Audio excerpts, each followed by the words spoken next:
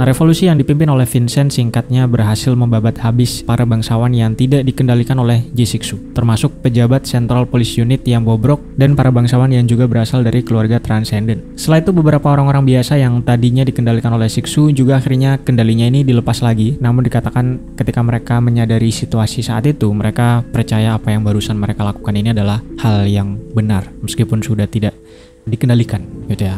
Vincent setelah itu kembali lagi ke toko buku Moen dan menyantui di situ. Di saat yang sama juga ada burung hijau kecil yang ada di jendela yang adalah G6. Nah, di situ Moen mengatakan ia akan mengabarkan keberhasilan mereka ini ke Boslin 2 hari lagi. Lalu ketika mereka berbincang santai, tiba-tiba Vincent merasakan sesuatu yang kemudian Moen menjelaskan bahwa baru saja Berir Nujin telah diturunkan atau menghilang. Secara bersamaan, Siksu dan Vincent bertanya apakah hal itu termasuk dari rencana Boslin, namun tidak ada jawaban dari Moen karena saat ini justru ia merasakan sesuatu yang tidak enak.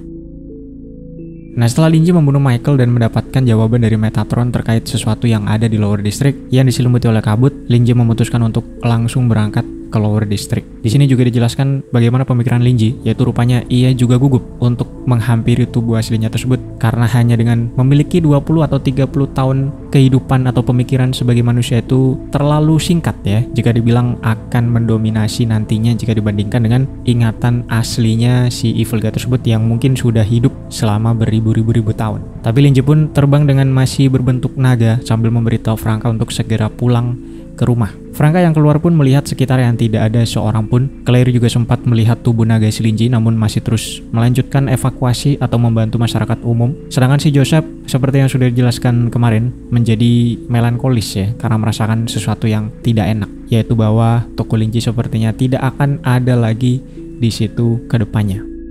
Nah, Linji yang terbang kemudian menghubungi si Moen yang sepertinya via telepati, di mana Linji mengatakan dia akan pergi ke Lower District dan sekarang Moen lah yang akan mengelola semua tokonya. Semua tokonya akan diberikan kepada Moen. Nah, Moen yang dari tadi merasa tidak enak pun akhirnya paham bahwa perasaan tersebut adalah karena Linji ini akan pergi sehingga ia pun meminta untuk Linji ini tidak pergi. Namun Linji menjawab bahwa ia memang harus pergi dari situ. Jadi kalau nantinya Moen ada perlu bantuan sesuatu, temui saja si Silver, katanya. Moen sempat mencari-cari alasan untuk supaya Linji ini tidak pergi, tapi dia tidak mendapatkan atau tidak menemukan alasan apapun yang pantas untuk menahan Linji tetap di situ.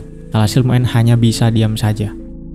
Scene kemudian berpindah ke Dark Knight Village alias desa Dark Elf ya. Di sini akhirnya Cherry sampai di desa tersebut bersama dengan Bella dan Charlotte alias si Wilde dan langsung disambut oleh lirikan para Dark Elf dari rumah mereka masing-masing. Nah, sebelumnya Cherry juga sempat menceritakan kepada Wilde bahwa ia sudah menduga bahwa ada bantuan yang akan datang karena Boslin yang langsung berkata seperti itu, sehingga ini membuat Wilde menyadari bahwa ia masih bisa selamat dari pertempuran sebelumnya itu sepertinya juga masih ada andil dari Boslin. Cherry juga menjelaskan bahwa mereka sepertinya akan masuk ke dalam perangkap musuh. Jadi Cherry ini meminta Wilde untuk menjadi pelindungnya sebagai senjata tersembunyi yang tidak diketahui oleh pihak Dark Elf.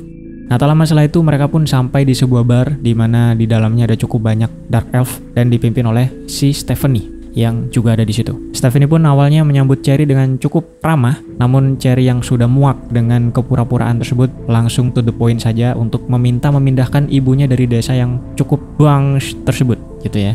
Alhasil Stephanie pun tidak lagi basa-basi, ia langsung mengungkapkan dan menjelaskan bahwa mereka berniat menggunakan DS Chamber of Commerce untuk memanfaatkan jalur ke Lower District sebagai pengganti Low Resource untuk memonopoli pasar di Nujin. Namun tentu saja kesepakatan tersebut tidak terjadi sehingga bentrok pun terjadi di antara kedua pihak yaitu si Cherry dan Stephanie. Nah, Cherry menggunakan kemampuannya untuk memanipulasi pikiran para Dark Elf supaya melihat Cherry ini sebagai Stephanie dan melihat Stephanie sebagai Cherry, sehingga ketika Stephanie memerintahkan bahwa hanya untuk menyerang, mereka justru menyerang si Stephanie tersebut. Namun serangan ini belum cukup untuk membunuh dia tentunya, dan justru Stephanie ini kemudian berubah menjadi bentuk laba-laba yang berukuran cukup besar, mirip dengan si Sandalphon, lalu menyerang Cherry dengan jaring-jaring yang sekaligus juga menyelimuti bar tersebut atau bahkan seluruh desa tersebut. Bella kemudian melindungi Cherry sambil melemparkan beberapa dagger yang sayangnya tidak memberikan damage apapun, bahkan kepada jaringnya tidak memberikan damage apapun, sehingga Wilde pun harus turun tangan secara langsung. Wilde menjelaskan bahwa sepertinya Stephanie ini telah mencuri kekuatan milik Sandalphon atau setidaknya mendapatkan kekuatan dari Sandalphon, sehingga Wilde menjadi tertarik untuk menggunakan Stephanie sebagai bahan penelitian black magic-nya. Cherry yang mendengar ini cukup lega sekaligus cukup merinding dan ia pun berusaha berlindung dengan Bella di pojokan bar tersebut. Nah, Wilde lalu mengeluarkan bentuk mitikalnya yang adalah tentakel-tentakel hitam dengan domain eventuality-nya, sehingga karena keduanya ini punya bentuk yang cukup menjijikkan ya, Cherry yang melihat juga menjadi mual-mual. Namun pertempuran kedua makhluk ini, kata Cherry, sangat berat sebelah. Wilde seperti hanya bermain-main dengan Stephanie karena ingin melihat seberapa jauh kekuatan Sandalphon yang telah diserap oleh Stephanie. Sehingga tak lama setelah itu, Stephanie pun mengenali bahwa musuh yang ia lawan tersebut adalah si Wilde yang ia sebut sebagai murid dari Giant King Augustus. Jadi bisa dibilang keduanya ini sama-sama murid dari sosok yang kuat gitu ya. Namun perbedaannya adalah karena Wilde sudah berada di tingkat supreme yang sesungguhnya dengan menguasai domainnya sendiri, yaitu domain eventuality. Tentu saja ia tidak akan bisa dikalahkan oleh Stephanie yang bahkan belum punya hukumnya sendiri. Nah, singkat cerita, setelah bermain-main beberapa saat, Wilde pun berhasil melumpuhkan Stephanie, tapi ia tidak membunuhnya dan menyisakan kepalanya saja yang katanya akan ia jadikan hadiah kepada gurunya, Augustus. Nah, di sisi lain, Cherry dan Bella yang melihat seberapa kuatnya si Wilde ini cukup menjadi terperangah. Bella juga mengatakan melihat seberapa besar kekuatan Wilde di situ, pertempuran di Jalan 67 sebelumnya pasti akan menjadi salah satu pertempuran terbesar yang tercatat dalam sejarah dunia tersebut. Nah, Cherry pun lalu menghampiri Wilde untuk berterima kasih dan Wilde juga mengangguk. Namun sebelum mereka sempat melanjutkan percakapan, tiba-tiba Wilde melilit Cherry dengan tentakelnya, kemudian ia lempar ke belakang dengan cukup keras. Cherry yang bingung kemudian melihat ke depan, rupanya ada sekumpulan sosok berjubah hitam dengan membawa pedang yang cukup besar dan diselimuti aether yang pekat, di mana salah satu sosok tersebut sudah berdiri di tempat Cherry sebelumnya. Artinya kalau Cherry ini tidak dilempar oleh si Wilde, Cherry ini bisa saja matot atau tewas dibunuh oleh sosok tersebut. Sayangnya di sisi lain, si Bella harus terkena serangan tersebut karena tadinya ia melemparkan diri untuk menjadi tameng bagi si Cherry, sehingga ia pun jatuh tidak berdaya dan sepertinya nyawa si Bella ini tidak akan lama lagi. Alhasil Cherry pun sempat hampir menghampiri si Bella, tapi ia ditahan oleh tentakelnya si Wilde.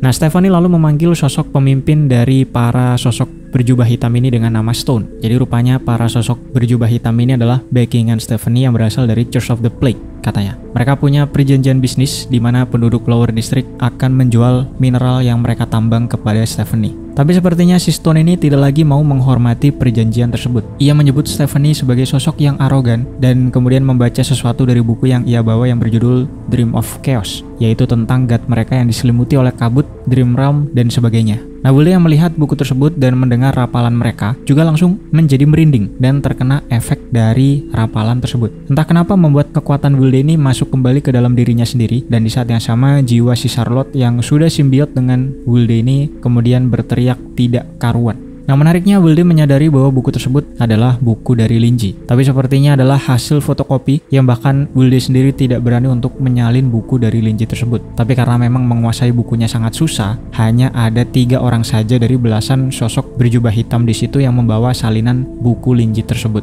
Nah, kemudian dijelaskan bahwa Church of the Plague ini memang tidak berencana bekerja sama dengan Stephanie. Mereka justru memanfaatkan si Stephanie tersebut untuk membuka jalan ke Upper District dan menjalankan ambisi mereka menguasai Upper District. Jadi ketika Stephanie gagal membunuh Cherry dan malah kalah, mereka juga nggak terlalu peduli dan mereka tinggal membereskan sisa-sisanya, termasuk si Cherry ini. Kemudian mungkin mereka bisa kerjasama dengan DS Chamber of Commerce dari keluarga yang lain. Nah, si Stone ini terus merapalkan sesuatu dari buku tersebut yang cukup membuat Wilde ini menjadi pusing, cukup berefek kepada Wilde, apalagi si Charlotte yang bahkan belum ada di tingkat supreme. Sehingga karena tubuh Charlotte ini memang sepertinya tidak akan bisa bertahan lagi, Wilde pun berusaha memisahkan diri dari tubuh si Charlotte tersebut. Singkatnya, Wilde berhasil terpisah dari Charlotte menjadi bentuk mitikalnya yang langsung menyebar menyelimuti bangunan tersebut dengan tentakel. Bahkan sempat mendorong para sosok berjubah hitam ini mundur. Sedangkan si Cherry di sisi lain yang menyadari efek dari rapalan tersebut, kemudian memasang sugesti ke pikirannya sendiri untuk melupakan dirinya sendiri, menghilangkan pikirannya sendiri, mematikan pendengarannya, dan terus meringkuk di pojokan untuk melindungi diri sendiri. Nah, si Stone yang kembali berdiri setelah sempat terlempar oleh Wilde, lalu melihat kondisi Wilde yang sepertinya sudah tidak bisa ngapa-ngapain ini karena pikirannya sudah terganggu, sehingga si Stone akhirnya mengabaikan si Wilde tersebut. Stone lalu fokus dengan para Dark Elf yang kemudian berdatangan ke bar tersebut setelah melihat adanya kerusuhan yang cukup besar, dan dengan santainya ia menyuruh bawahannya untuk membereskan para Dark Elf karena ia berencana untuk menjadikan desa tersebut sebagai markas baru mereka. Para bawahan Stone kemudian membuka jubah mereka, memperlihatkan penampilan mengerikan dari penduduk Lower District yang membuat para Dark Elf ini menjadi tidak nyaman, bahkan bisa melemahkan mental mereka hanya dengan melihat tubuh fisik mereka tersebut. Di mana kata si Stone, mutasi mereka ini adalah suatu berkat dari Grey Fog atau kabut yang mereka anggap sebagai evolusi, bukan polusi gitu ya. Nah, namun tepat sebelum perang besar ini terjadi, singkatnya muncul si Linji dengan tubuh naganya yang raungannya ini saja membuat semua orang di situ menjadi membeku karena hawa keberadaan yang sangat kuat, bahkan membuat orang-orang ini tidak bisa kabur.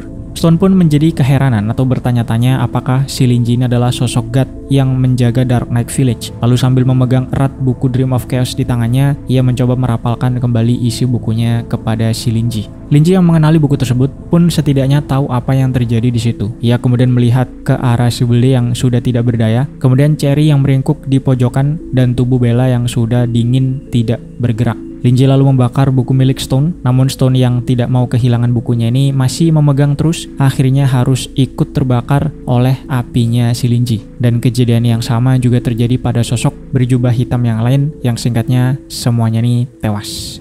Nah, Linji lalu berubah atau menciptakan bentuk manusianya lagi dan menyimpulkan sepertinya buku miliknya tersebut yang sebenarnya berjudul Myths and Legends itu dijadikan sebagai standar untuk memperparah kerakusan mereka. Alhasil Linji berpikir bahwa ia juga harus merevolusi Lower District. Linji pun berjalan ke arah Wilde, di mana para Dark Elf dengan naluri mereka langsung berlutut membiarkan Linji ini lewat karena aura dari Linji yang saking besarnya, katanya setidaknya 100 kalinya si Wilde. Nah, Wilde yang melihat kedatangan Linji ini kemudian berusaha meminta maaf meskipun dengan cukup kesusahan, dan Linji hanya mengangguk saja. Linji kemudian nge-heal atau menyembuhkan si Wilde sehingga Wilde langsung bisa berdiri lagi, dan Wilde pun melihat para sosok berjubah hitam yang sudah tewas dan melihat Linji yang sepertinya sedang bad mood. Di sisi lain, Linji memuji Wilde karena sudah berhasil melindungi Cherry. Wilde juga balik berterima kasih karena katanya dia sudah diatur masih hidup dalam pertempuran dengan Joseph. Meskipun Linji langsung klarifikasi bahwa selamatnya Wilde itu sepenuhnya karena gurunya sendiri, alias Augustus. Meskipun sayangnya Augustus sekarang telah tewas, kata Linji. Mendengar ini, Wilde pun mencoba mendeteksi gurunya dan rupanya memang sudah tidak ada. Wilde kemudian melihat ke arah cincin yang diberikan oleh Augustus yang rupanya berisi warisan dari Augustus untuk si Wilde. Setelah itu Wilde seperti awaken karena selain mendapatkan warisan kekuatan dari Augustus, sepertinya Wilde juga mendapatkan ingatan tentang banyak hal, termasuk tentang identitas si Linji. Jadi meskipun tidak dijelaskan, tapi sepertinya Wilde ini sampai sini sudah mengetahui identitas si Linji yang adalah evil god dari era kedua. Nah, Linji kemudian membangkitkan si Bella dan memutus skill si Cherry yang telah diaplikasikan kepada dirinya sendiri. Sehingga setelah melihat Linji, Cherry pun langsung nangis ke arah Linji. Cherry juga lalu melihat si Bella yang baik-baik saja dan menghampiri si Bella tersebut. Nah, Bella pun bertanya apakah Linji berencana pergi ke Lower District, dan Linji menjawab, betul, ia sudah mengucapkan selamat tinggal kepada yang lain, jadi sisa mereka berdua saja, katanya. Cherry lalu bertanya apakah Linji akan balik lagi, namun Linji tidak menjawab, sehingga sama seperti si Muen, Cherry sempat meminta Linji ini untuk tidak pergi. Namun tentunya Linji tidak bisa mengiyakan dan hanya menjelaskan bahwa kalau apa yang akan dia lakukan ini nantinya berhasil, mereka mungkin akan bisa ketemu lagi. Nah, Linji pun menciptakan sebuah jubah hitam yang kemudian ia pakai dan berjalan menuju ke Lower District.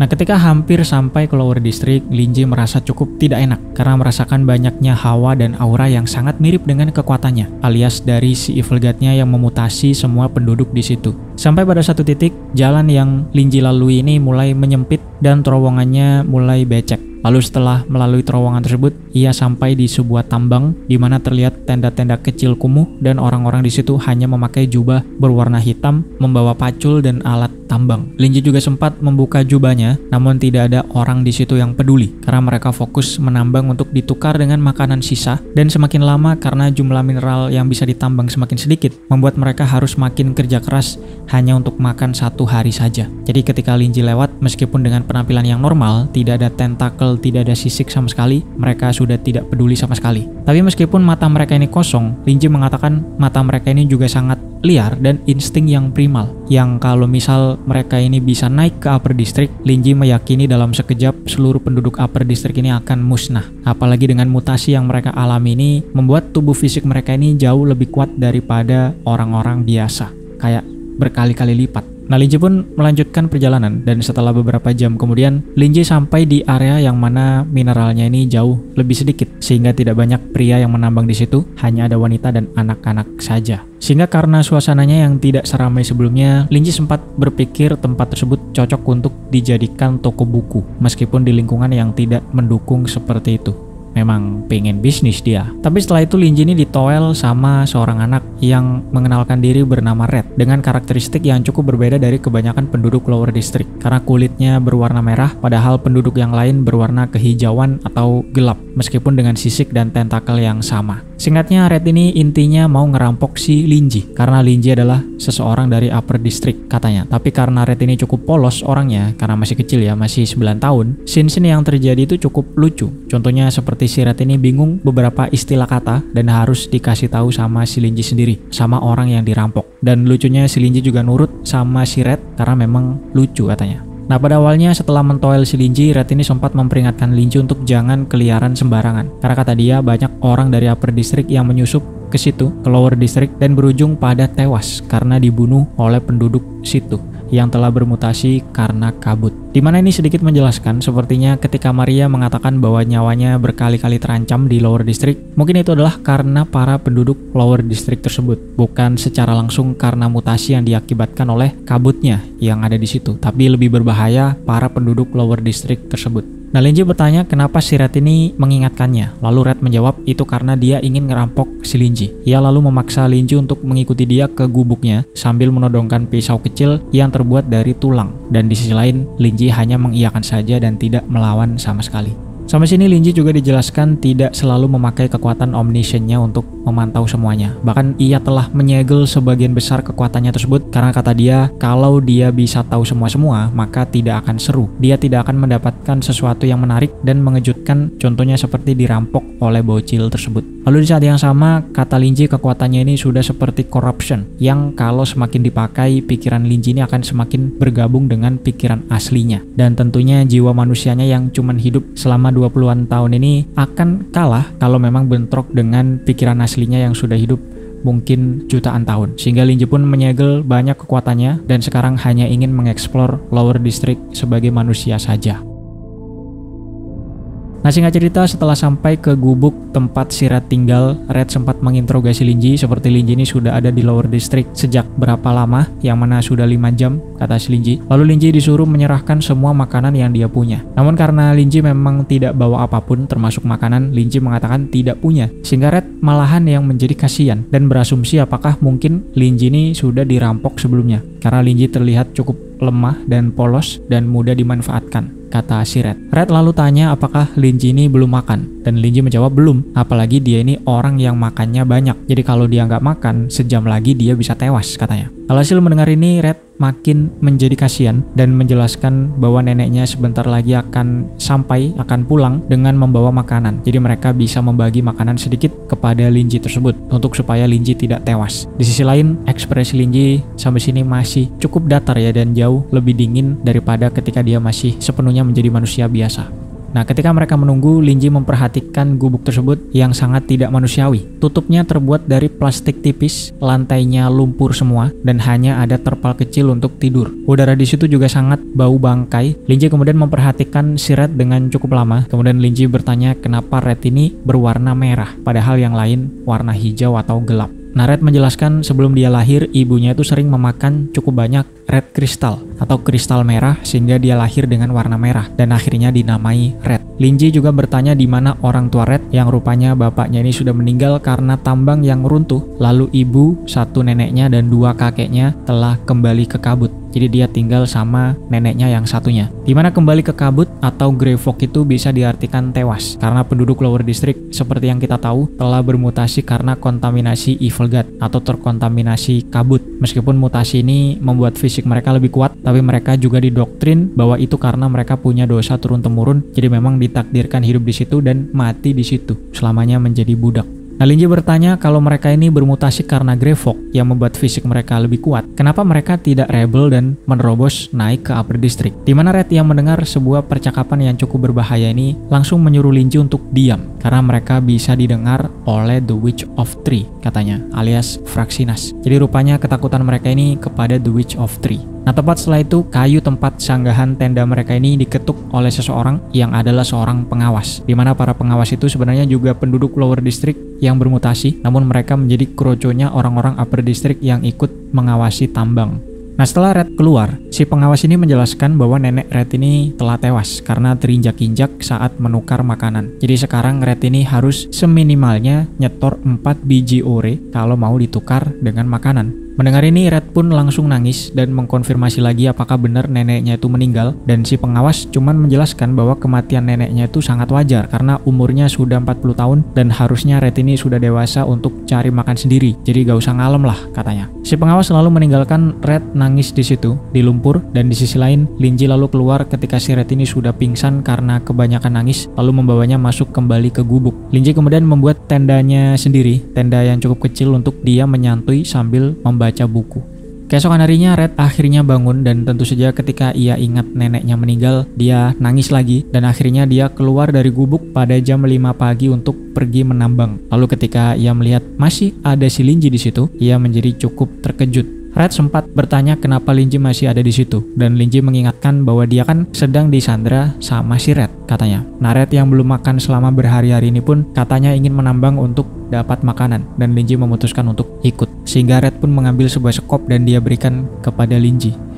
Nah, dijelaskan penduduk Lower District menganggap mereka ini sudah dewasa sejak berusia 8 tahun dan rata-rata umur di situ hanya sampai 25 tahun karena masalah kerja berlebihan, kelaparan, atau kombinasi keduanya. Penduduk yang berumur 8 tahun harus menyerahkan 3 biji ore untuk ditukar dengan makanan. Ketika sudah 9 tahun akan bertambah jadi 4 biji ore untuk wanita dan 6 biji ore untuk pria. Dan ketika mereka berusia 15 tahun, jumlahnya ini 2 kali lipat. Jadi dengan ini untuk cari makanan sehari saja perlu effort yang sangat besar.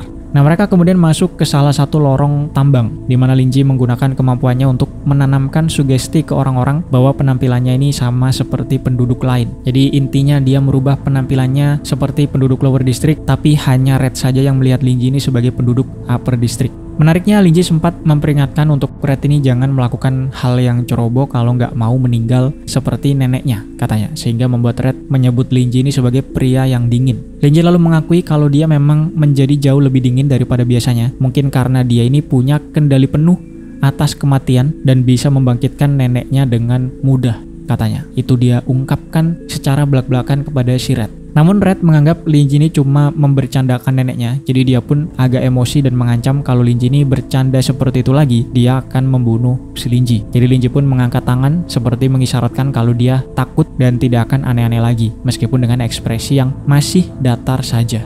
Nah, posisi mereka saat itu ada di tingkat 6. Totalnya ada 7 tingkat, di mana semakin ke bawah angkanya akan semakin kecil. Jadi dari tingkat 6 kalau turun akan ke tingkat 5, turun lagi ke tingkat 4 dan seterusnya. Red lalu menjelaskan bahwa kata neneknya semakin turun memang akan ada semakin banyak ore yang bisa ditambang. Tapi di saat yang sama, polusi atau kontaminasi dari kabutnya akan semakin parah. Intinya di tingkat atas-atas ini memang ada kabut, tapi relatif lebih tipis dibanding dengan tingkat bawahnya. Jadi semakin turun akan ada semakin banyak monster yang bermutasi juga, katanya. Yang mana monster ini sebenarnya juga penduduk Lower District yang terkena kontaminasi jauh lebih parah saja. Jadi beberapa dari mereka yang masih ada kesadaran juga masih menambang dan juga masih menukar hasil tambang mereka untuk makanan. Tapi si Red ini takut untuk turun karena takut dimakan sama monster-monster tersebut yang katanya ada yang memakan manusia. Tapi itu artinya kontaminasinya, mutasi yang dialami ini memang sudah sangat parah. Nah, Linji bertanya apakah benar mereka makan manusia, karena kan para pengawas selama ini tidak dimakan ketika mereka tukar makanan. Dan Red hanya menjawab bahwa pengawas itu tidak dimakan karena mereka takut dihukum oleh The Witch of Tree,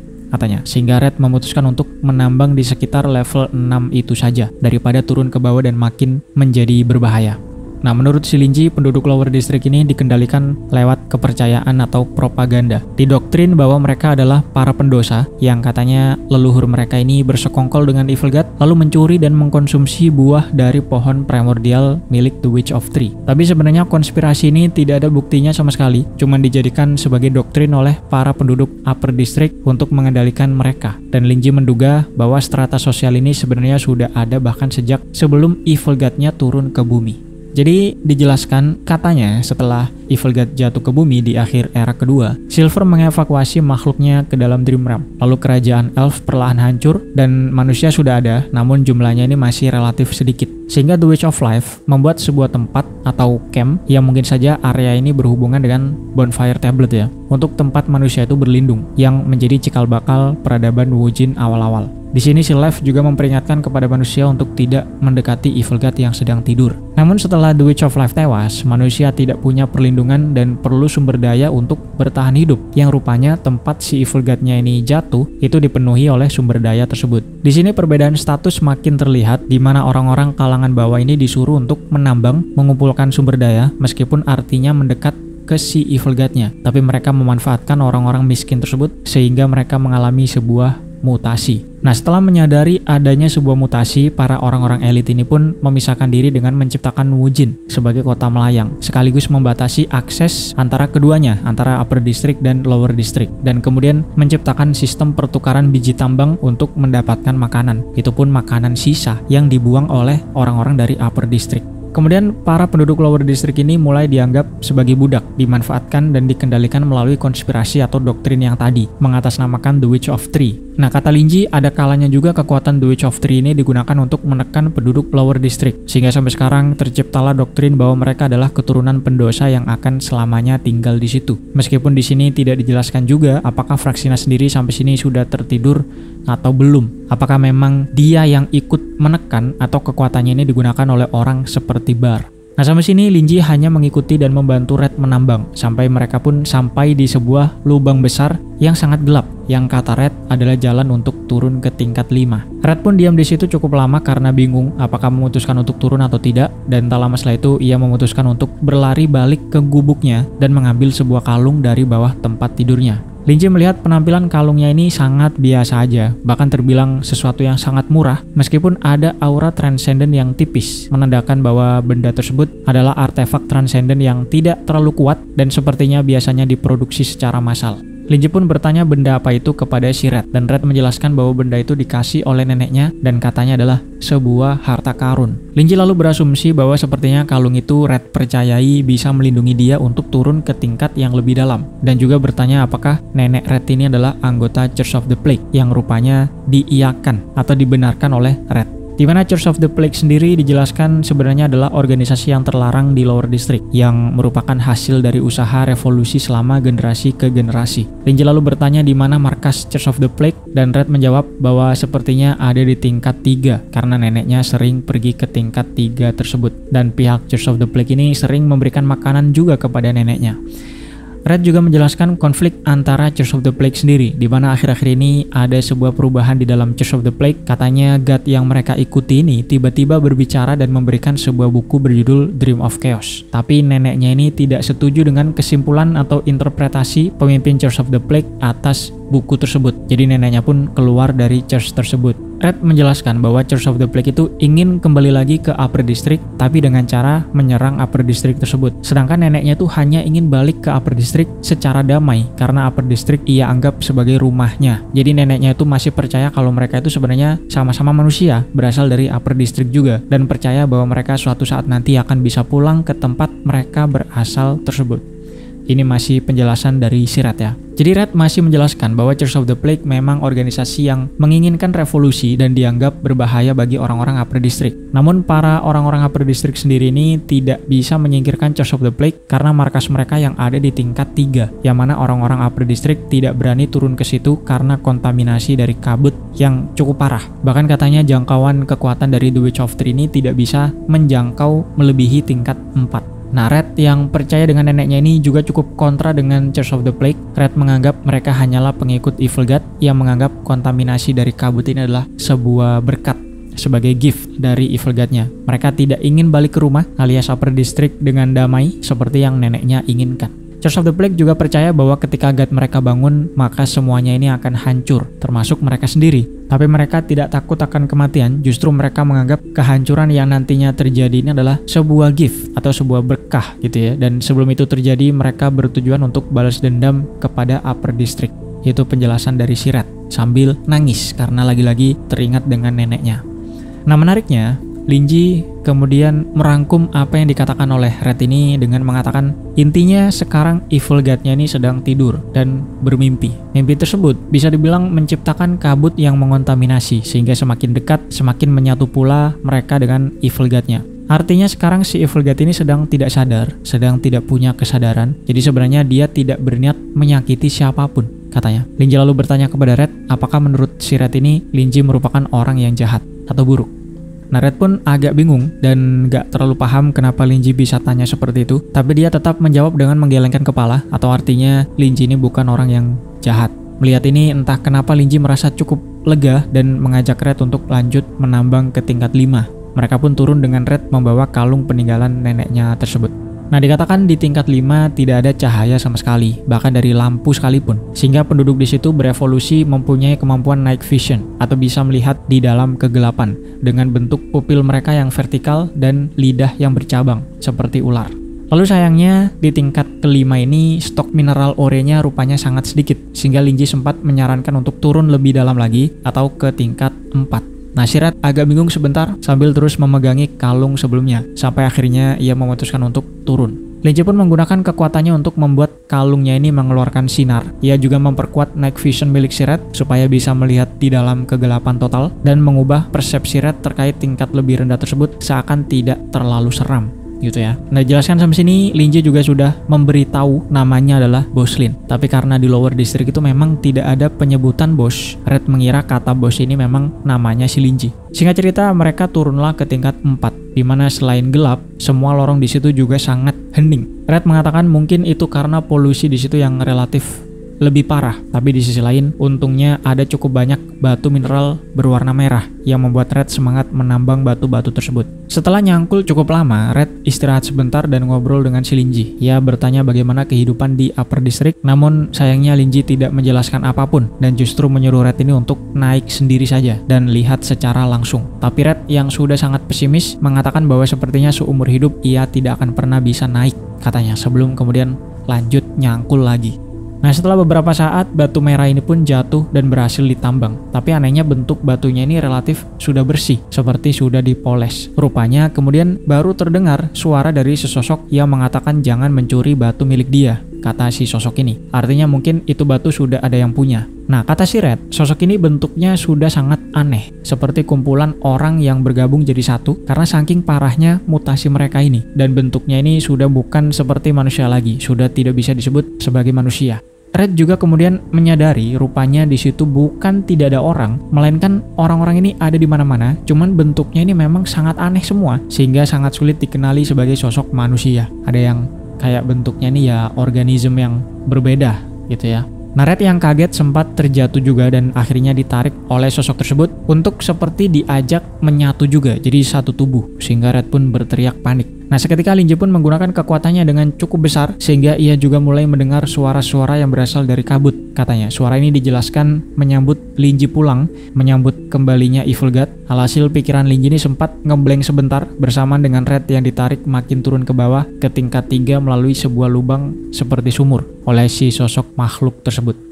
Untungnya teriakan Red ini berhasil membangunkan Linji dari trance-nya. Linji pun melompat ke lubang tempat Red ditarik sebelumnya, melompat turun dan berhasil menarik si Red tersebut. Mereka akhirnya jatuh ke kayaknya tingkat ketiga, dan di tingkat ketiga ini Linji makin mendengar suara-suara dari kabut yang semakin bahagia dengan kedatangannya tersebut. Nah, seketika setelah mendarat, tiba-tiba dari belakang ada suara seseorang yang menyapa mereka. Orang ini bertanya apakah mereka jatuh dari atas. Awalnya si Red mengira akan ketemu sosok yang aneh lagi, namun rupanya kali ini adalah beberapa penduduk lower district yang biasa aja, tidak terlalu bermutasi. Penampilan mereka ini cukup mirip dengan si Red dan kebanyakan penduduk yang tinggal di tingkat 6 dengan membawa alat tambang dan jubah hitam.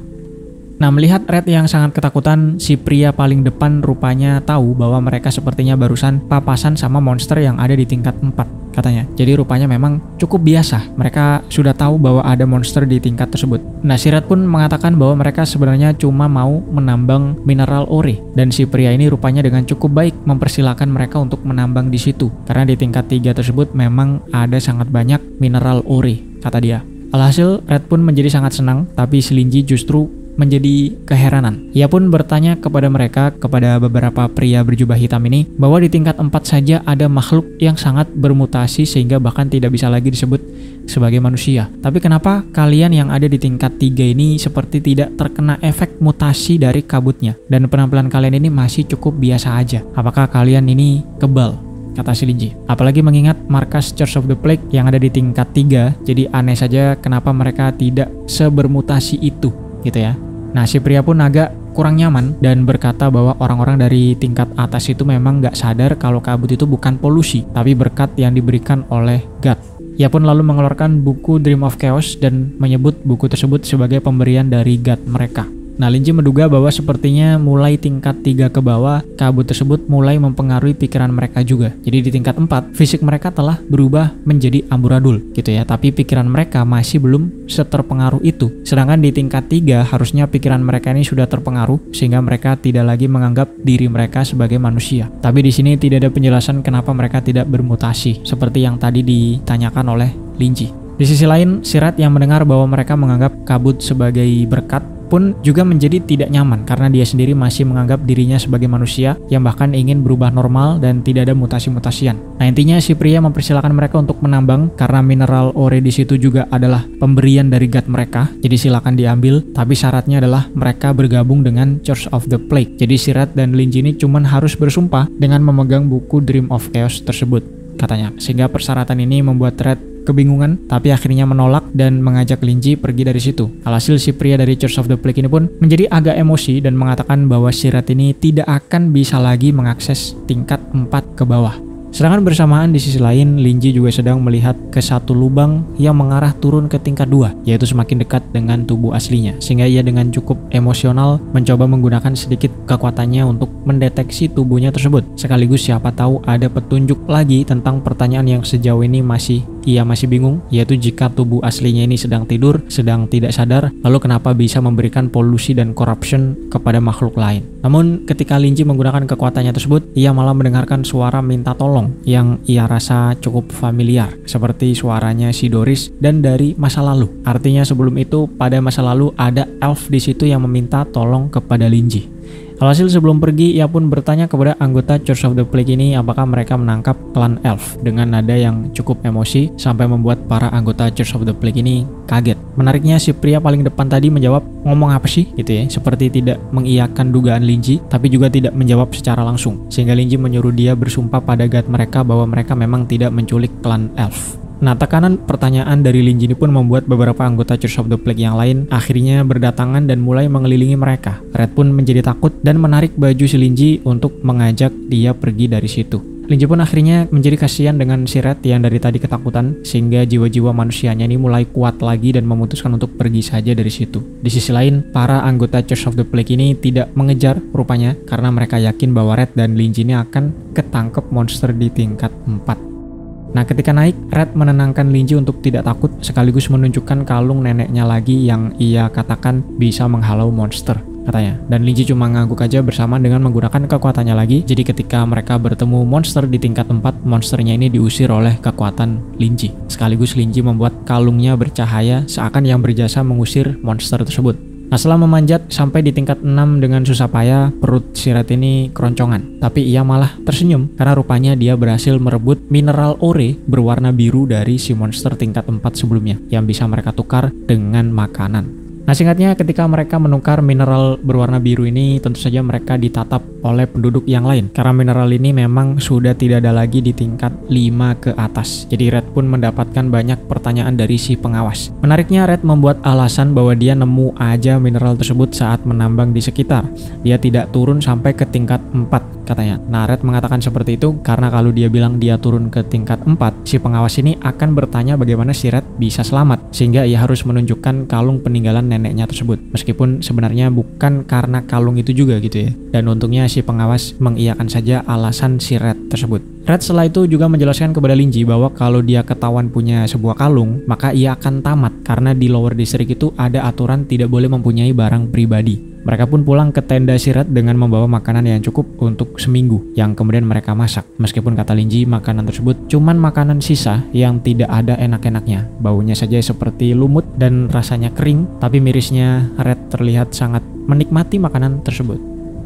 Nah, beberapa hari pun berlalu. Singkatnya, Red ini kemudian menemukan mineral ore lagi yang bisa ditukar dengan makanan seminggu. Jadi cukup berharga ya, sampai ia harus tidur dengan memeluk ore tersebut, takut tiba-tiba ada yang nyolong. Lalu ketika berbincang dengan si Linji, Red menjelaskan kepada Linji bahwa orang dewasa itu semuanya tidak ada yang baik. Neneknya mengatakan bahwa kita akan menjadi jahat ketika dewasa, makanya dia tidak mau tumbuh dewasa. Neneknya juga mengatakan bahwa seseorang itu harus punya mimpi, sehingga Red bertanya kepada Linji apakah Linji mempunyai mimpi. Linji pun menjawab bahwa dia selalu ingin punya toko buku biasa, menjalani kehidupan seperti biasa, dan ngobrol dengan orang-orang seperti biasa, kata dia. Tapi karena di Lower District itu tidak ada toko, Red susah memahami apa itu toko buku yang dibicarakan Linji. Dan Linji lagi-lagi hanya menyuruh Red untuk naik saja dan cari tahu sendiri. Nah, kali ini Red bedanya tidak terlalu pesimis seperti sebelumnya. Dia mulai mengiyakan perkataan Linji dan mulai bertanya serius seperti apa suasana atau situasi di Upper District, di mana leluhur mereka berasal. Sehingga Linji pun juga mulai menjelaskan apa saja yang ada di Upper District pada malam tersebut. Nah, berhari-hari kemudian, Red menemukan ore lagi yang harusnya bisa ditukar dengan makanan untuk 3 hari. Sehingga ia cukup senang, apalagi ia saat itu sudah tidak makan selama seminggu terakhir. Dijelaskan juga para pengawas ini sebenarnya diam-diam mengawasi Red sejak mereka menduga Red itu turun ke tingkat 4. Mereka ingin tahu bagaimana Red ini selamat dari tingkat 4, tapi untungnya sejak itu Red tidak pernah lagi turun melebihi tingkat 5. Jadi akhirnya para pengawas ini menyerah untuk memata-matai si Red tersebut. Nah, Linji juga kali ini menemani Red menukar makanan dengan memanifestasikan diri sebagai pria besar berumur 20 tahun yang harusnya cukup disegani di situ. Sehingga hal ini membuat biji ore yang tadinya dikira bisa ditukar untuk makanan 3 hari, ternyata dikasih makanan untuk seminggu karena mungkin terintimidasi sama si Linji. Akhirnya ketika perjalanan pulang, Red pun ngomel-ngomel ketika menyadari bahwa tempo hari ketika ia menukar batu biru yang ia dapat dari tingkat 4 dan ditukar dengan makanan seminggu, harusnya tuh bisa lebih, tapi sepertinya pengawasnya tidak jujur pada saat itu, makanya dia ngomel-ngomel. Nah, untuk menghibur Red, Linji pun mengatakan ia nanti akan masak makanan yang berasal dari Upper District, yang mana ini sudah seperti mimpi yang terwujud setengah gitu ya, dimana Red bisa merasakan seperti apa makanan dari atas. Nah, sayangnya ketika mereka sampai ke gubuk, rupanya ada banyak sekali orang yang berkumpul. Dan ketika Red sampai, orang-orang ini langsung fokus kepada Red dan mengelilingi si Red tersebut. Di sini terlihat barang-barang Red di gubuknya cukup berantakan, di mana ada seorang pengawas yang bertubuh besar, yang kata Linji merupakan salah satu pengawas yang memata-matai Red selama ini. Si pengawas ini juga membawa 2 anjing besar yang sepertinya juga bermutasi akibat kabut. Nah, singkat cerita, si pengawas ini telah menemukan kalung milik si Red yang diduga dicuri oleh si Red. Meskipun Red dengan panik membantah bahwa ia dan neneknya itu nemu kalung tersebut tergeletak di jalan, bukan mencuri. Namun karena di situ ada larangan mempunyai barang pribadi, ujung-ujungnya si Red ini juga melanggar sebuah aturan dan harus dihukum. Si Red yang panik sekaligus tidak bisa berkata apapun, apalagi melihat 2 ekor anjing yang sudah siap mencaplok ini pun akhirnya memutuskan untuk kabur dan menarik Linji untuk ikut kabur bersama dia. Nah, 2 anjing ini pun lalu dilepas untuk mengejar mereka bersamaan dengan si pengawas menggunakan radionya untuk mengumumkan ada seorang buronan bernama Red yang bagi siapa saja bisa menangkap dia akan diberikan hadiah batu ore. Alhasil bukan hanya si anjing, akhirnya orang-orang lain yang awalnya fokus menambang mulai ikut berburu mengejar si Red untuk mendapatkan imbalan. Di sisi lain, Red masih terus berlari sambil nangis dan menarik si Linji. Meskipun Linji sempat menyuruh Red ini untuk lari sendirian karena ia bisa lari lebih cepat tanpa menarik si Linji tersebut, katanya. Tapi Red tetap menolak. Dia menjelaskan bahwa sekarang Linji ini sudah ia anggap teman dan teman pertama dia yang berharga dan sekaligus bisa dimanfaatkan untuk pergi ke Upper District untuk pulang ke rumah yang sebenarnya karena Linji berasal dari situ. Meskipun kalimat terakhir di mana Linji dimanfaatkan ini sebenarnya si Red cuman bercanda ya supaya nggak terlalu malu ketika mengatakan Linji merupakan teman pertama yang dia miliki. Nah singkatnya, ketika menyebut kata pulang ke rumah, entah kenapa pikiran Linji ini tiba-tiba semakin awaken. Ingatan dia sebagai manusia selama 30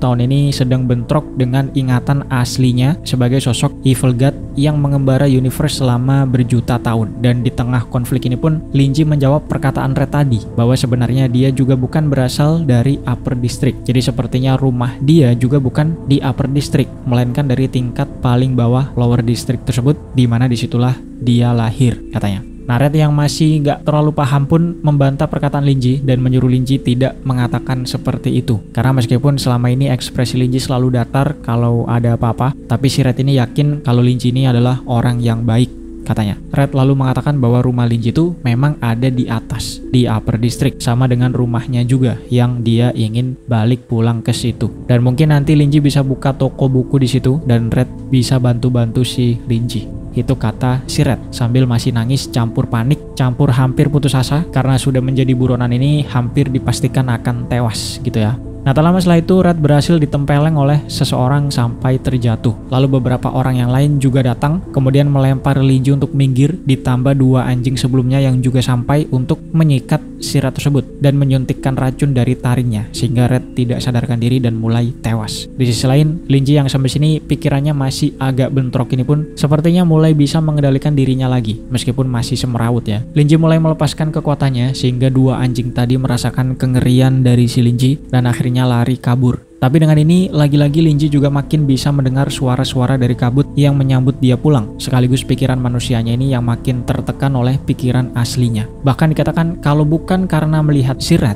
Linji terus menatap si Red yang cukup terhubung dengan jiwa manusianya tersebut. Kalau bukan karena si Red ini, kemungkinan jiwa manusia Linji itu sudah kalah. Dan bersamaan di sisi lain, kekuatan Linji ini akhirnya beresonansi dengan tubuh asli evil god-nya yang ada di dasar tingkat paling dalam, yang juga mulai bercahaya semakin Linji menggunakan kekuatannya tersebut. Nah, di sisi lain, mulai bangkitnya tubuh asli evil god ini dirasakan oleh Church of the Plague yang mempercayai ketika god mereka bangkit, maka semuanya akan hancur. Kabut yang bersumber dari tingkat paling dalam ini pun juga menjadi jauh lebih pekat yang setelah ini juga bisa dikendalikan oleh si Linji. Namun, pemimpin Church of the Plague lucunya lalu menghubungi petinggi yang lain dan dengan agak-agak emosi, ia mengatakan bahwa rencana mereka telah gagal karena god mereka bangun kecepetan, kata dia. Karena meskipun mereka ini memang sudah paham akan kebangkitan si Linji, tapi rencananya kan mereka akan balas dendam terlebih dahulu kepada Upper District sebelum kehancuran tersebut terjadi. Alhasil mereka pun memutuskan untuk sekalian aja menyerang Upper District saat itu juga. Nah, setelah deklarasi ini diucapkan, anggota Church of the Plague pun mulai membawa keluar anggota klan Iris yang dikurung dengan keadaan yang sudah tersiksa selama ini. Jadi rupanya memang benar Church of the Plague ini menculik para elf. Scene lalu balik lagi ke Linji yang perlahan menghampiri Red yang sampai sini sudah tewas dengan cukup tragis ya. 2 anjing sebelumnya juga kabur karena ketakutan, tapi di tengah jalan tubuh mereka kemudian meledak di tengah kabut yang semakin pekat. Orang-orang yang mengerubungi Red kemudian merasa ada yang aneh, dan baru ketika mereka melihat penampilan asli si Linji yang sudah melepaskan kemampuan manipulasinya tersebut yang selama ini ia pakai, mereka akhirnya lari ketakutan. Namun semua jalan untuk kabur telah diselimuti oleh kabut dan orang-orang ini pun langsung hilang kendali, teriak-teriak sambil guling-guling di tanah. Linji lalu mengangkat tubuh Red dan berjalan keluar dari lorong yang tadinya mereka pakai untuk kabur. Lalu setelah keluar, Linji dihadang oleh beberapa pengawas yang tentu saja langsung disikat oleh kabutnya tersebut. Nah, di saat yang sama, Church of the Plague juga naik ke tingkat 6 dengan membawa para elf yang dirantai sehingga mereka pun berpapasan dengan Linji yang menggendong si Red dan dikelilingi oleh pengawas yang sudah tewas. Nah, ada satu elf yang rupanya mengenali si Linji dan memanggil Linji dengan sebutan Boslin. Mendengar ini, elf yang lain menunjukkan perasaan yang lega dan berkata bahwa rupanya memang benar kata Lady Doris bahwa Boslin akan datang untuk menyelamatkan mereka tersebut. Nah, melihat adanya elf dari klan Iris ini, Linji mengetahui bahwa singkatnya mereka ini dijual oleh Dark Elf dari Dark Knight Village yang sebelumnya sempat bekerja sama dengan Church of the Plague supaya Dark Elf ini bisa mengambil wilayah klan Iris karena dari dulu memang mereka ini sudah bermusuhan. Linji pun menggerakkan tangannya dan membuat rantai yang mengekang para elf ini hancur dan membebaskan mereka semua. Nah, di saat yang sama, pemimpin Church of the Plague rupanya langsung bisa mengenali si Linji. Katanya berdasarkan deskripsi dari buku Dream of Chaos yang menunjukkan penampilan Linji tersebut sebagai god mereka. Lalu setelah melihat Linji melepaskan para elf, si pemimpin ini pun menyimpulkan sepertinya Linji atau god mereka ini tidak berpihak dengan rencana mereka tersebut. Jadi kalau god berkata tidak, maka rencana mereka pun selesai. Tidak ada yang namanya menghancurkan Upper District. Si pemimpin lalu melihat ke arah Linji dan berkata bahwa dia percaya kepada Linji. Ia kemudian menarik keluar jantungnya sendiri dan ia persembahkan kepada Linji, yang tentu saja membuat dia tewas di tempat. Sehingga melihat aksi dari si pemimpin, seorang petinggi church yang lain kemudian menyuruh anggotanya untuk mengikuti aksi si pemimpin tersebut untuk katanya menunjukkan kesetiaannya kepada si Linji. Namun Linji kemudian menggagalkan aksi mereka dengan mengendalikan pikiran mereka tersebut. Nah, Linji lalu menghampiri para elf, bertanya di mana si Doris. Lalu salah satu elf menjelaskan bahwa Doris sedang pergi untuk menemui Lady Silver dan Linji. Jadi sepertinya Doris ini berhasil kabur, naik ke Upper District untuk meminta bantuan. Linji pun menyuruh para elf ini untuk segera pergi dari situ, sehingga para elf ini pun berlutut untuk berterima kasih kepada Linji, kemudian saling membantu satu sama lain untuk naik ke Upper District. Nah, sampai sini karena kekacauan yang cukup besar ini, ada terlihat cukup banyak penambang yang melihat ke arah Linji dari kejauhan dengan rasa takut. Karena tentu saja hampir semua penduduk Lower District ini mengetahui ajaran dari Church of the Plague tentang god mereka tersebut dan kehancuran yang akan terjadi. Apalagi dikatakan karena mereka semua ini mengalami mutasi yang diakibatkan oleh kabutnya si Linji, sehingga membuat koneksi mereka dengan Linji ini cukup kuat, terutama setelah Linji semakin awaken dan beresonansi dengan tubuh aslinya tadi. Nah, singkatnya Linji pun akhirnya membangkitkan si Red, dan Red yang bangun pun melihat Linji yang ada ekspresi khawatirnya, yang kata si Red baru kali ini dia melihat ekspresi Linji itu tidak datar doang. Red pun bertanya apakah dia sudah mati. Kemudian Linji mengatakan tidak karena dia adalah seorang god yang bisa membangkitkan si Red tersebut. Baru di sini Red percaya bahwa apa yang Linji katakan tentang dia yang seorang god ini adalah benar. Linji lalu menurunkan si Red dan mengumumkan kepada para anggota Church of the Plague yang sampai sini sudah kehilangan pemimpin mereka bahwa sekarang si Red inilah yang akan menjadi pemimpin Church of the Plague. Nah, karena yang nyuruh ini adalah god mereka secara langsung, jadi mereka tidak bisa membantah apapun. Linji kemudian mengajak Red ke arah jalur yang sebelumnya dipakai untuk turun ke tingkat yang lebih dalam. Yang lubang ini sekarang sudah bukan hanya gelap doang, tapi juga dipenuhi dengan kabut yang sangat pekat. Singkatnya, selagi mereka berjalan, Linji memberikan sedikit nasihat bahwa tidak semua orang dewasa itu jahat, jadilah orang dewasa yang baik dan sebagainya. Linji juga mengatakan dia harus pulang ke rumah yang sebenarnya meskipun aslinya dia tidak mau. Nah, karena Linji berpikir bahwa dia tidak akan bisa kembali lagi, ia pun menjelaskan semua tentang dirinya tersebut dari A sampai Z, termasuk dia yang membunuh orang tuanya sendiri, sampai setelah dia menyatu dengan tubuhnya nanti, ia sepertinya tidak akan jadi dirinya yang sekarang. Linji mengungkapkan banyak kegalauannya dari rasa tidak suka karena telah mengontaminasi Lower District dan menciptakan banyak kekacauan yang diakibatkan oleh manifestasi instingnya, kata dia, yang kalau gue simpulkan adalah si Blackie. Jadi menurut yang gue pahami, Blackie ini adalah seperti autopilot yang menjalankan prosedur untuk membangunkan tubuh aslinya. Makanya disebut sebagai insting. Itu kalau menurut gua. Nah, intinya penjelasan Linji ini cukup panjang dan kayaknya nggak akan kena ya kalau gua jelaskan secara narasi seperti ini. Mending kalian baca sendiri dan akan jauh lebih seru. Intinya perbincangan Linji ini dan Red ini cukup panjang dan mengenai perpisahan. Namun pada akhirnya setelah mendengar ungkapan panjang tersebut, Red mengatakan bahwa Linji itu bukan seorang evil god, tapi seorang savior atau penyelamat, karena dengan Linji bersedia menyatu dengan evil godnya ini, maka kontaminasi di situ juga akan menghilang. Linji lalu mengatakan kalimat terakhir kepada Red, yaitu tolong diingat bahwa pada satu hari ada seseorang bernama Boslin yang suka menjual buku, suka membantu sesama dan juga disukai oleh banyak orang, katanya. Red pun mengangguk dan setelah itu tubuh Linji berubah menjadi kabut. Tak lama setelah itu semua kabut yang ada di Lower District pun perlahan mulai memudar atau turun kembali ke asalnya, dan akhirnya setelah ribuan tahun Lower District ini tidak lagi ada kabut sama sekali. Alhasil mutasi yang dialami oleh Red perlahan menghilang sehingga tubuhnya mulai berubah menjadi manusia biasa, menjadi anak berusia 9 tahun yang normal. Red lalu melihat penduduk yang lain yang juga sama sangat bahagia atas hilangnya corruption yang mereka alami tersebut. Di sisi lain, Linji mendengar suara Red yang masih terus memanggil namanya sambil nangis sampai akhirnya ia kembali ke Divine Throne-nya atau singgasana miliknya. Ia pun duduk dan tertidur dengan lelap.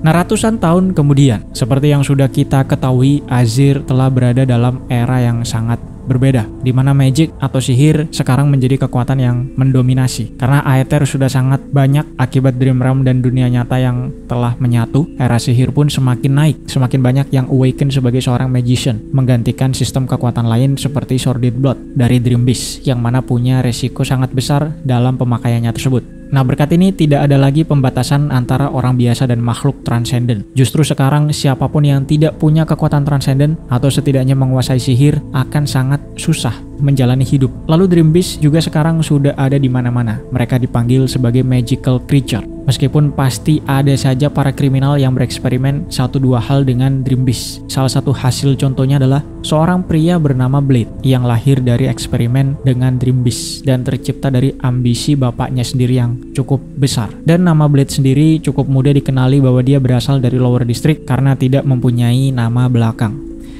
Ngomong-ngomong tentang Lower District, dikatakan pada satu titik pemimpin Church of the Plague yang bernama Red memimpin manusia dari Lower District untuk kembali naik ke permukaan. Lalu berkat perencanaan dari Ethereal Wisdom Grandem Ymir aka Raziel, Nujin pun semakin menjadi kota yang sangat maju. Nah, si Blade sendiri dan kebanyakan orang yang berasal dari Lower District relatif mempunyai kemampuan transenden lebih tinggi daripada orang-orang Upper District karena mereka telah hidup ribuan tahun dekat dengan sosok God yang membuat jiwa dan kemampuan mereka secara alami lebih baik terkait urusan transenden. Apalagi ditambah penyampaian Church of the Plague yang menganggap para penduduk Lower District itu adalah masyarakat yang dipilih oleh God. Namun penduduk Upper District sendiri juga cukup mengimbangi karena mereka punya penelitian tentang sihir jauh lebih banyak dan jauh lebih dulu daripada Lower District. Jadi ujung-ujungnya mau yang manapun di dunia transenden ini kekuatan tetap yang menentukan. Jadi Blade sendiri mengatakan bahwa setelah Upper dan Lower District menyatu ini, kedamaian masihlah dongeng di permukaan saja. Masih ada banyak sosok yang hidup sejak ratusan tahun yang lalu yang masih menganggap masyarakat Lower District itu sebagai sosok yang rendah.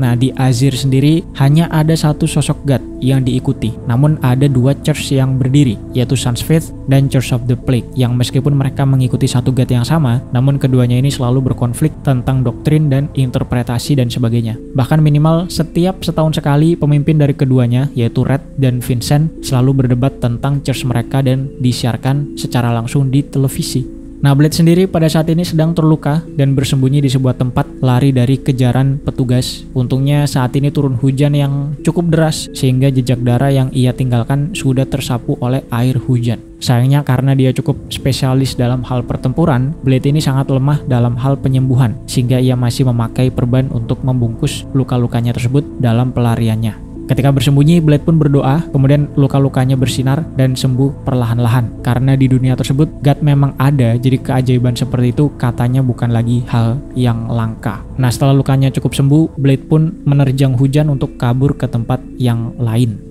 Nah, di sisi lain, seorang petugas yang memakai seragam putih, kombinasi antara desain yang saintifik dan kegagahan satria, sedang berkomunikasi dengan rekannya terkait pencarian sesosok pria bernama Blade. Nah, mereka ini adalah anggota dari organisasi bernama Nujin Council, di mana menurut legenda, sekitar 100 tahun yang lalu, di sebuah era yang disebut sebagai The Great Change Era, ada sesosok God yang marah mengirim sosok naga untuk menghukum para fallen angels yang mencoba menjadi God itu sendiri, yang dipanggil sebagai Path of the Flaming Sword. Nah, pada masa itu organisasi besar bernama Secret Tower terkena imbas kerusakan yang sangat parah akibat bentroknya dengan para angels. Akhirnya mereka harus menyatu dengan organisasi bernama Truth Society, menggabungkan semuanya menjadi satu dan mengubah nama mereka menjadi Nujin Council. Konsil ini lalu dipimpin oleh seorang Great Radiant Knight bernama Joseph dan wakil bernama Andrew yang dulunya merupakan mantan wakil Truth Society. Alhasil karena Andrew dirumorkan selalu menjadi wakil selama ratusan tahun, membuat nama Andrew sendiri sering dijadikan istilah untuk menyebut seorang wakil. Nah, sekelompok petugas yang sedang patroli mencari Blade membahas penangkapan Blade yang harus disegerakan karena ia merupakan anak dari pemimpin kelompok ekstremis Lower District dengan bounty yang sangat besar. Namun pemimpin petugas yang patroli ini mengatakan bahwa menurut laporan, Blade terlihat di jalan 16 yang cukup jauh dari posisi mereka. Jadi sepertinya Blade tidak akan ada di situ, katanya. Nah, tapi yang tidak mereka ketahui adalah Blade sedang ada di situ dan sekarang akhirnya paham kenapa keamanan di situ cukup lemah. Blade pun memunculkan diri sehingga para petugas merespon dengan menembakkan pistol sihir mereka. Namun Blade kemudian menghilang dan beberapa detik kemudian semua petugas tersebut telah tewas sehingga Blade berhasil kabur dari patroli pencarian tersebut. Nah, seperti yang dijelaskan, Blade memang adalah anak dari kepala kelompok rebel Lower District. Namun ia sendiri sebenarnya tidak tertarik dengan hal rebel tersebut sehingga memutuskan untuk keluar dari situ dan tidak lagi mempunyai rumah. Blade sempat tertarik bergabung dengan Spider, sebuah organisasi hunter yang dipimpin oleh seorang mage Supreme Rank bernama J6 yang sekaligus menguasai jaringan intelligence. Bahkan Woojin Council sering bergantung kepada Spider untuk mendapatkan sebuah info. Apalagi Spider terkenal akan menerima siapapun terlepas dari background mereka seperti apa, termasuk orang dengan darah Dream Beast seperti Blade tersebut. Jadi karena J6 merupakan sosok yang sangat kuat, tidak ada ruginya untuk bergabung dengan Spider. Itu yang dipikirkan oleh si Blade. Meskipun ada rumor menarik bahwa Shiksu mempunyai hubungan yang buruk dengan Cherry Chapman, pemimpin dari DS Chamber of Commerce, dan akan selalu bertengkar ketika mereka bertemu. Nah, di saat yang sama, Shin kemudian berpindah ke seorang Black Mage yang ada di tingkat Supreme Rank yang sedang tertidur di sebuah singgasana di ujung tempat yang berbatasan dengan kabut putih. Si Black Mage ini memakai jubah usang tuanya dan sebuah cincin berwarna hijau. Tak lama setelah itu, ia membuka mata menunjukkan pupil berwarna hijau vertikal. Ia memandangi langit yang gelap, menghela nafas panjang, dan berkata bahwa ia sudah terlalu lama menjaga perbatasan kabut tersebut. Si Black Mage lalu berdiri, membawa sebuah lentera, berjalan menuju ke arah kabut, di mana selama ini tidak ada orang yang berani melakukan hal tersebut. Ia menjadi orang pertama yang berani mengeksplor kabut tersebut. Namun beberapa saat kemudian si Black Mage merasakan sesuatu yang membuat dia menjadi sangat terkejut. Ia pun mengingat dirinya bertahun-tahun yang lalu seiring dia berbalik dan kemudian berjalan ke sebuah tempat yang berbeda. Nah, di saat yang sama Blade juga terus berjalan sambil kelelahan, dan saat ini ia baru menyadari bahwa ia mendapatkan beberapa tembakan dari petugas sebelumnya. Alhasil Blade pun berusaha mencari tempat berlindung di tengah hujan dan pada akhirnya menemukan sebuah toko buku tanpa nama. Hanya ada tulisan buka di pintu tokonya. Singkatnya, Blade pun memutuskan untuk bersembunyi di situ, bertemu dengan seorang pemilik toko buku tersebut yang rupanya adalah seorang pria muda dengan rambut gelap dan kulit yang pucat dan sedang fokus membaca sebuah buku. Blade juga melihat ada 2 cangkir teh yang penuh, membuat dia berpikir apakah pria di depannya ini mengetahui dan menunggu kedatangannya tersebut, sehingga membuat Blade menjadi waspada mempertimbangkan apakah si pria merupakan teman atau musuh. Namun sebelum Blade sempat berkata apapun, si pria menutup bukunya, melihat ke arah Blade dan mengatakan, "Kali ini aku tidak menunggu terlalu lama, tapi selamat datang. Sepertinya Anda mengalami beberapa masalah," kata dia.